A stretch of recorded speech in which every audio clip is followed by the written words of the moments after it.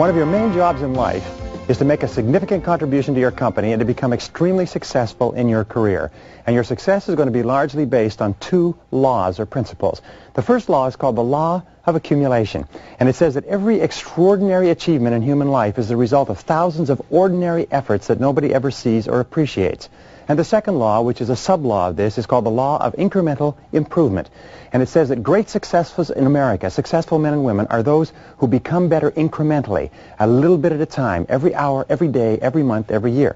Nobody makes big jumps from where they are to where they want to be. What they do is they go to work, and especially they go to work on themselves to get onto the fast track and to stay on the fast track. And in this session, I'm going to give you a series of ideas, the best I've ever learned, on how you can dramatically accelerate the speed at which you grow to the top of your field. Now, let's start off with the first of all. You've heard this many, many times. The first thing you've heard is that knowledge is power. Knowledge equals power. However, it's not that simple. It's not just knowledge. It is practical knowledge that can be applied to getting the critical results in your particular field. It is knowledge that you can use to increase your value and to increase the value of your organization. So the more knowledge you take in that you can use to do something with, the more successful you'll be. In one study a little while ago, they concluded that the top people in every field were different from the others because they simply know more than the average person. They have more knowledge. It's one of the finest and fastest forms of leverage and one of the best ways to accelerate your career that you can imagine. Because we know, number two, is that information and knowledge is doubling every 7 years in America in every single field. That means that in order for you to keep up, your knowledge has to double every 7 years as well. In fact, we know that today, this year, they will publish 2 million articles and 100,000 books. And in order for you to keep current, you have to double your knowledge, or you don't stay in the same place. You actually start to fall behind. Now, the third point is that your success in life will be in direct proportion to the amount of useful information that you have. Sometimes all you need is one key idea at the right time and the right place to totally change a situation, to have an insight or to see a method or a technique that you can use that can dramatically change the whole future of your business and your career. Now, here's an important point with regard to information and knowledge, is that the amount of knowledge you have can be like the amount that is in a bucket or a pot. When you start off your career, the amount of information or knowledge that you have is limited. So the amount of rewards that you have is equally limited.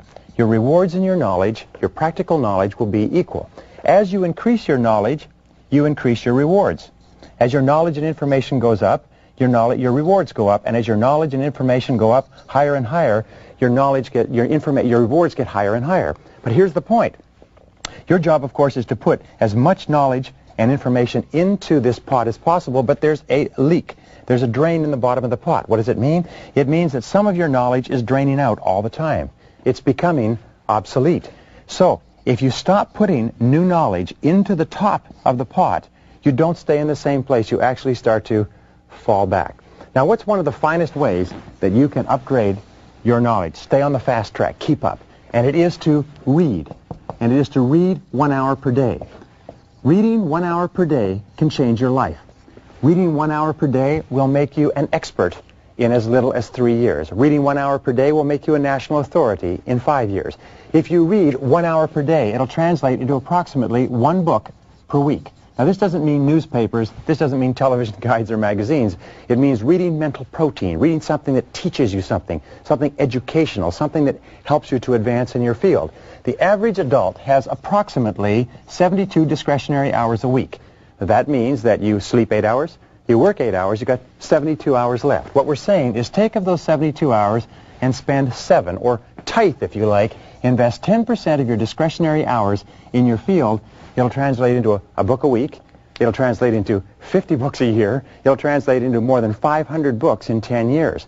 Now, the average American, the average adult American, reads less than 1 nonfiction book a year. If you were to read only 1 nonfiction book each month, not once a week, but once a month, that would put you into the top 1% in professional development in America. So read 30 to 60 minutes each day, read 1 book a week, read 50 books a year, and it'll move you to the top of your field. Absolutely guaranteed. Number 5, key to keeping up and staying on the fast track, is use what we call the Stu Leonard method.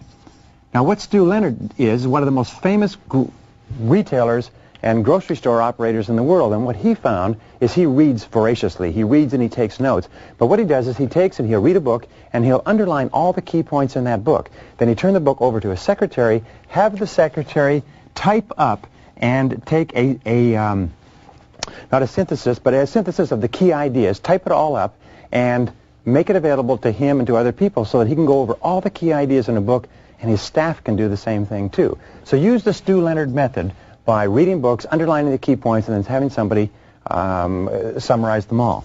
The sixth key point to keeping up is to read key magazines. There are key magazines in business and there are key magazines in your field, and you need to keep current with them. At the same time, you need to discontinue magazine subscriptions and newsletter subscriptions and even newspaper subscriptions that don't contribute to your major goals. So read Forbes, read Fortune, read Success Magazine, read Inc., read the key trade magazines in your field. Why? It's because the top people in every field read the magazines in their field. The inferior people read the newspapers, they read irrelevant things, or they just watch television. Number 7, use what is called the rip and read method.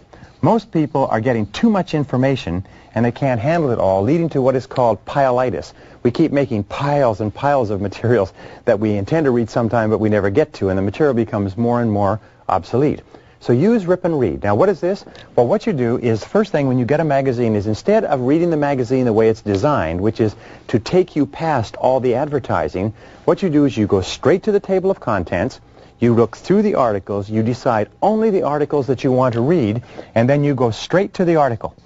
Go straight to the article and rip it out. Rip it out and put it into a separate file for reading later, and then discard the magazine. Throw it away. In other words, discipline yourself not to become distracted to read everything that's there. Read only what's important, or you'll end up not only not reading what's important, you'll end up not reading anything. So use the rip and read method and put it all into a file, and this is a file that you follow up with on what we call gifts of time. Now, a gift of time is time that you have between meetings. Gifts of time are times that take place during transition. We often call it transition time. When you're traveling, when you're waiting for a plane, when you're waiting an appointment, you carry your file with you and you take out your file and just read through the articles. I will tell you this, it's absolutely astonishing how much material you can keep current with, because in an entire article there only may be 1 or 2 ideas. By the way, always read with a red pen or with a highliner so that you can circle, underline, or highlight the critical ideas so that you can instantly go back to those. Sometimes going back to a critical idea 2 or 3 times is all it takes to cement it into your subconscious and have it available for life. Now, number 9 is learn how to read a little bit at a time in the great books.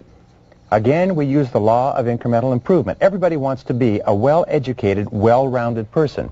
But what they have found is that if you take the great books, and there's about 100 of them that are put out by, I believe it's the University of Chicago, if you read 15 minutes each day in the great books, you will read all the great books in the course of your lifetime. So at the end of the day, instead of reading something light or pablum, just take a great book and read 15 minutes and think about it, sometimes before you go to sleep. I was speaking to the author the other day, and he said this wonderful thing. He said, if each day you read 1 poem, 1 short story, and 1 essay, in 3 years you will have read 1,000 poems, 1,000 short stories, and 1,000 essays, and you will have spent less than 1 hour a day. Not only that, you'll be one of the best educated people in the entire country. The quality of your thinking, your ability to use your mind to accomplish your results will expand dramatically. Now, if you're going to do a lot of reading, and by the way, some people say, well, I'm not very good at reading, then learn how to read. If you didn't learn how to read in school, then take remedial reading courses, because all readers are leaders. Leaders are readers, and readers are leaders. So learn how to speed read. First of all, learn how to read well. Set it up as a challenge or a goal, then learn how to speed read. Take a speed reading course. The fact is, they guarantee that you will triple your reading speed in the first lesson in a speed reading course, and they're right. They do it. Use what is called the OPIR method when you read a book. The OPIR method is, first of all, overview. Take a quick look at the book. Outside the book, the writer, the author, the jacket, the quotations, to decide whether you want to read it at all. One of the fastest ways to save time in reading a book is to throw the book away if it's no use to you. Second of all, do a preview. Now, in a preview, what you do is you read the table of contents through, and then you quickly flip through the book to look at the title headings, look at the subtitles, look at the layouts, charts, graphs, and so on, to get a feel for the way the book is read. Third, you do what is called an in-view. Now, an in-view, you always read for purpose. In other words, once you've done your overview and your preview, say, what do I want to get from this book? And then in your in-view, seek the purpose of what you're looking for. And number 3 is your review. Immediately after reading the book, do a quick review of the book. This will take about half to 2/3 of the time it takes to read a normal book, but it will double, triple, quadruple the amount of retention. Your retention level will go up to about 80% in reading a book like this. And you'll be amazed at how many books you can get through. The 11th key to high achievement and to keeping up is audio tape learning. Listen to audio tapes in your car. Audio tape learning was one of the greatest breakthroughs in education since the history of the development of the printing press. The average person drives 12,000 to 25,000 miles each year. That works out to 500 to 1,000 hours that you spend behind the wheel of your car each year. You know what that means? It means 12 and a half to 25 40-hour weeks, or 3 to 6 months of 40-hour weeks, or 1 to 2 university semesters. You can become one of the best educated people in America simply by listening to audio cassettes as you drive around. Audio cassette learning has changed the lives of more people than you can imagine. And remember, you're in a big competition. If you're not listening to audio cassettes, your competitor is listening to audio cassettes and is getting the edge on you. Number 12, read book condensations. There are companies that condense books in written form and in tape form so that you can get the entire essence of a book that would take you 4 or 5 hours to read in 40 or 45 minutes. So subscribe to those. I subscribe to all of them, by the way. The 13th thing that you can do to keep up with your field is go to seminars. What is a seminar? Well, a seminar is not only a learning experience, it is compressed time. For every 1 hour that you spend in a seminar, it takes the seminar presenter 100 hours of study and preparation to learn and refine and distill that material and make it available for you. So you can save yourself many, many hours, which means eventually weeks, even years, by going to seminars conducted by experts. Don't go to seminars conducted by people who teach at universities. Don't read books written by people who are teachers. Read books, go to seminars, learn from people who have practical, successful experience in the field, and sometimes you'll get more information in a day or two at a seminar for a couple of $100s than you could get spending hundreds of hours and thousands of dollars doing it yourself. Be an absolute seminar fanatic. Number 14, use networking. Networking is a powerful way to keep up. We found that 54% of managers who get ahead rapidly in America, 54% spend a lot of time networking. They get together with people in their field. They get together with people outside their field. They're always getting good information, good advice, good insights. They're always current with what's going on. Some of the very best information, most timely, most valuable knowledge that you will get will come from networking on a regular basis inside and outside your field. By the way, in the same study, they found there were a lot of managers who were very competent and effective at getting the job done, but because they didn't network, they were missing an enormous amount of information, and stuff was going right past them. So become an excellent networker. Get together for breakfast, get together for lunch, get together on a regular basis. Number 15, and this can help you as much or more than anything else, is join professional associations. Now, here's an interesting point. Of the thousands of people that are in any particular field, only a few people join their professional associations. Only a few people attend on a regular basis. The rest of them don't, but I'll tell you this, it's almost always the best people who are members and who are active in professional associations. So here's the key. First of all, go and listen to all the speakers. Attend all the meetings. Remember, they are under the gun, and they have an onus to try to bring you the very best and most valuable speakers with the very best and most valuable information. Sit there and take notes copiously. Never sit there passively in a talk. Nobody's brain is good enough to absorb it, so sit there and take notes all the time. But second of all, go to all the workshops that they hold, because sometimes they'll have some of the best educational workshops you can imagine. In my associations, I've found that joining the associations and attending all the meetings can save you 5 solid years of hard work in your career. And third of all is attend all the annual meetings. Remember, the annual meetings are designed to be as valuable as they possibly can for the members of the association. So attend them all. It's amazing how much you can learn. Network, get around with other people. And finally, the last one is m'boire. This is considered one of the best ways to get timely and relevant information. What does it mean? It means get out and get among them. Move around with other people. Ask them questions. See what they're doing. Ask what they're doing. 75% of effective executive, effective managers, effective people are always moving around with other people.